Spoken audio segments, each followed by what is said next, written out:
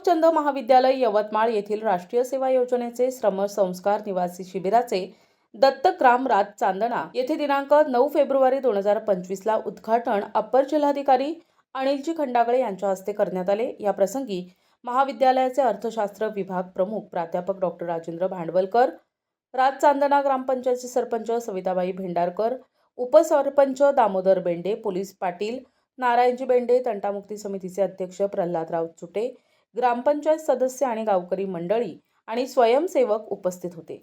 7 दिवसीय शिबिरांतर्गत श्रमदान, स्वच्छता, हागणदारी मुक्त अभियान, प्लास्टिक मुक्त अभियान, घर घर संविधान, शिव्यामुक्त अभियान, वनराई बंधारा, मतदार जनजागृती अभियान, शोषखड्डे, व्यक्तिमत्व विकास, डिजिटल साक्षरता आणि तरुणाची भारतासाठी भूमिका, आरोग्य शिबिर, आपत्ती व्यवस्थापन, प्रात्यक्षिक कार्यशाळा, महिला सक्षमीकरण अशा विविध विषय शिबिराअंतर्गत घेण्यात आले आणि समाजामध्ये सांस्कृतिक कार्यक्रमाद्वारे विविध विषयक जनजागृती करण्यात आली। या शिबिराचा समारोपीय कार्यक्रम दिनांक 15 फेब्रुवारीला संपन्न करण्यात आला।